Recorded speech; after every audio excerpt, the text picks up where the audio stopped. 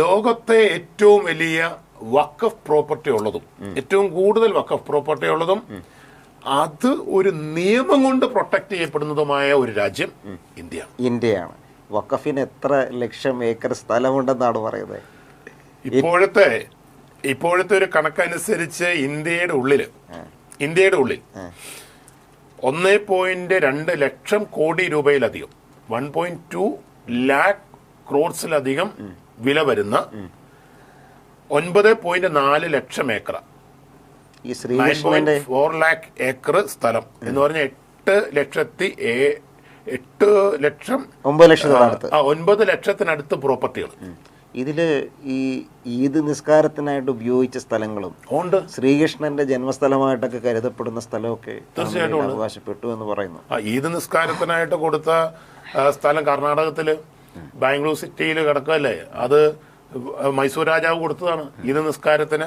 ഈദ് നിസ്കാരം കഴിഞ്ഞു കഴിഞ്ഞപ്പോൾ അവർക്ക് അടക്കാൻ സ്ഥലമില്ല. അവരുടെ ബറിയൽ ഗ്രൗണ്ട് ആയിട്ട് അതിന്റെ ഒരു മൂല കൊടുത്തു.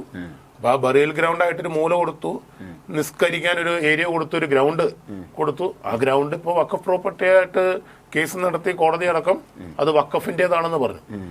ഇതൊരു അതിനകത്തൊരു അപകടം എന്താണെന്നറിയോ? ഇത് നമുക്കൊരു സൂചനയും കൂടിയാണ്. ഇപ്പൊ നമ്മുടെ ഈ നിർമ്മല കോളേജില്, മൂവാറ്റുപുഴ നിർമ്മല കോളേജിലൊക്കെ നിസ്കാരത്തിന് വേണ്ടി സമരം നടത്തി.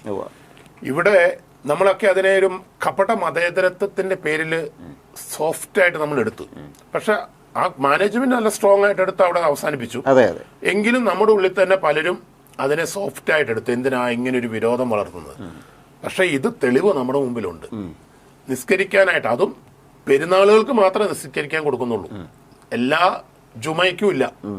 എല്ലാ വെള്ളിയാഴ്ച ജുമാ നമസ്കാരത്തിനും ഈ ഗ്രൗണ്ട് വിട്ടുകൊടുത്തിരുന്നില്ല, ബാംഗ്ലൂരിലെ ആ ഗ്രൗണ്ട്.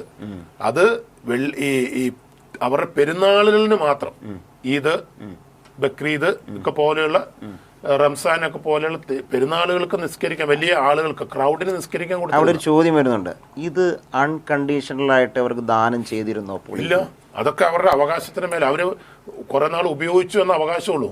അതിൽ പറയുന്ന ഒട്ടകത്തിന് സ്ഥലം കൊടുത്താ, കാല് കൊടുത്താ പിന്നെ ആ പ്രദേശം അവന്റെയാന്ന് പറയുന്ന പോലെ, നാളെ നമ്മുടെ സ്കൂളുകള്, നമ്മുടെ സ്ഥാപനങ്ങള്, നമ്മുടെ കോമൺ പ്രോപ്പർട്ടികള്, ഗ്രൗണ്ടുകള്, ഇതൊക്കെ കൊടുത്തു കഴിയുമ്പോൾ നാളെ ഇതേ ഇഷ്യൂ ആണ് വരുന്നത്.